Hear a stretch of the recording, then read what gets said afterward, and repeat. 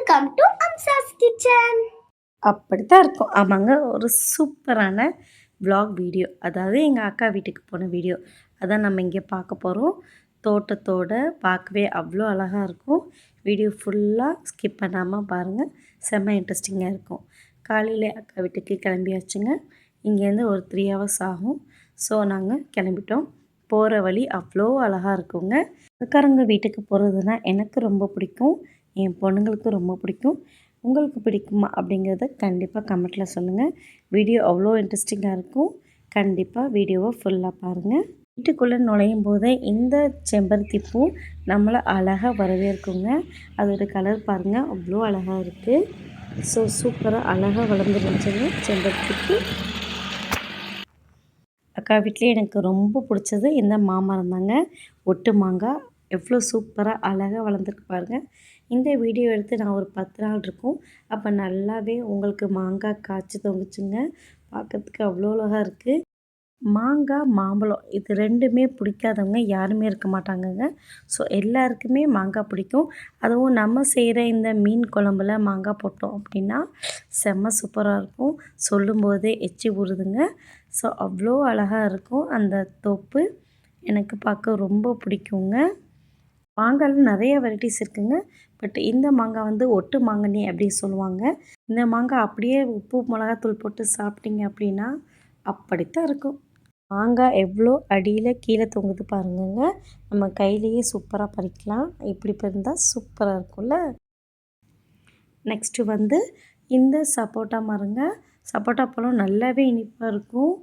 பொதுவாக வந்து எங்கள் ஊர் சைடு திண்டுக்கல், கொடைக்கானல் சைடு தான் சப்போட்டா பழம் நல்லாயிருக்குன்னு சொல்லுவாங்க. பட் இந்த பழமுமே சூப்பராக இருந்துச்சுங்க. சப்போட்டா சீசன்னால் உங்களுக்கு நிறைய சப்போட்டா பழம் காய்ச்சிருந்துச்சு. பார்க்கவே அவ்வளோ அழகாக இருந்துச்சுங்க. பட் குருவிங்க தான் ஒன்றுமே விட மாட்டாங்க நமக்கு, எல்லாமே அவங்களே சாப்பிட்ருவாங்க. இந்த பூ வகை தாங்க எனக்கு ரொம்ப பிடிச்சிருந்துச்சி. பார்க்கவே அவ்வளோ அழகாக இருந்துச்சு. இந்த செடியிலேயே விதை இருந்துச்சுங்க, காஞ்ச விதை. ஸோ அதை நான் எங்கள் வீட்டுக்கு எடுத்துகிட்டு வந்திருந்தேன் வளர்க்குறதுக்காக. அப்புறம் இந்த சுண்டக்காய் செடிங்க. சுண்டக்காய் அவ்வளோ நல்லதுங்க. 10-15 வியாதியை கட்டுப்படுத்துது அப்படின்னு சொல்கிறாங்க. ஸோ சுண்டக்காய் வந்து நீங்கள் வாரத்தில் ஒரு தடவை கண்டிப்பாக சாப்பிடணும். எனக்கு ரொம்ப பிடிச்சிருந்தது இந்த பூசணிக்காங்க. அழகாக அழகாக வந்துருந்துச்சு. பார்க்கவே அவ்வளோ அழகாக இருந்துச்சுங்க. கையில் எடுத்து பார்க்குறதுக்கு ரொம்பவே அழகாக இருந்துச்சு. திரும்ப திரும்ப அந்த பூசணிக்காவே பார்த்துட்டு இருந்தோங்க. அப்புறம் ஒரு முக்கியமான செடிங்க. ஆமாங்க, செடி இல்லை மரம்னு சொல்லலாம். இந்த வாட்டர் ஆப்பிள் இப்போ பயங்கர சீசன். அது அவ்வளோ அழகாக அவ்வளோ முளைச்சிருந்துச்சுங்க. பார்க்கவே அவ்வளோ அழகாக இருந்துச்சு. போகும்போது எங்களுக்கு வீட்டுக்கு கூட எங்கள் அக்கா தரேன்னு சொல்லியிருந்தா. ஸோ ரொம்பவே சூப்பராக இருந்துச்சுங்க. வாட்டர் ஆப்பிள் இவ்வளோ பூத்து குலுங்கி நான் எங்கேயுமே பார்த்ததில்ல, ஃபஸ்ட் டைம் பார்க்குறேங்க. அது பார்க்குறதுக்கும் அந்த செடி அழகாக இருந்துச்சு. பழமுமே கொஞ்சம் புளிச்சு சூப்பராக இருந்துச்சு.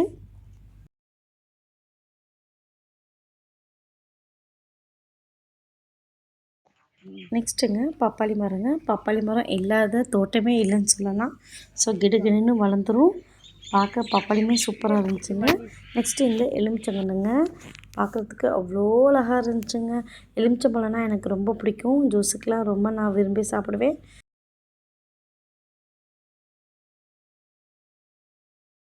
அப்புறம் இந்த அழகு செடிங்க. மஞ்சள் கலர் பூ நல்லா அழகாக இருந்துச்சு. எங்கள் வீட்டுக்குள்ளே நான் ஒரு கன்று எடுத்துகிட்டு வந்தேங்க. இது வந்து ஒரு இலைங்க. இதோட பேர் எனக்கு தெரியல. பட் வந்து இது பிரியாணி ஸ்பைசஸ் மாதிரி ஒரு இலை அப்படின்னு சொல்லியிருந்தாங்க. இது குழம்புல போட்டால் ரொம்ப வாசமாக இருக்கும் அப்படின்னு கூட சொன்னாங்க. இதோட பேர் உங்களுக்கு தெரிஞ்சிச்சு அப்படின்னா கண்டிப்பாக கமெண்டில் சொல்லுங்கள். நெக்ஸ்ட்டு எல்லார் வீட்லேயும் இருக்க வேண்டிய ஒரு செடிங்க, இந்த வெத்தலை செடிங்க. வெத்தலை கொடி சூப்பராக அழகாக வளர்ந்துருந்துச்சுங்க. கொத்து கொத்தாக எனக்கு பார்க்கவே அவ்வளோ அழகாக இருந்துச்சு. இது வந்து நாட்டு வெத்தலை அப்படின்னு சொல்லுவாங்க. இது கொஞ்சம் காரமாக இருக்கும்னு நினைக்கிறேங்க. எனக்கு தேவையான வெத்தலையை நானும் பறிச்சுட்டு வந்துட்டேங்க. அழகு செடிகளுமே நிறையா வச்சுருந்தாங்கங்க. பார்க்குறதுக்கு குரோட்டன்ஸ்லாம் பயங்கரமாக வச்சுருந்தாங்க. நல்லா இதை மெயின்டைனும் பண்ணுறாங்க. இதுக்கு காலையில் எழுந்திரிச்சு தண்ணி நல்லா விட்டுட்டு அந்த தேவையான உரம் எல்லாமே போடுவாங்க போட்டிருக்கு. ஸோ பார்க்கவே அவ்வளோ அழகாக இருந்துச்சுங்க தோட்டம். உங்களுக்கு இந்த தோட்டம் பிடிச்சிருந்துச்சி அப்படின்னா கண்டிப்பாக கமெண்ட்டில் சொல்லுங்கள்.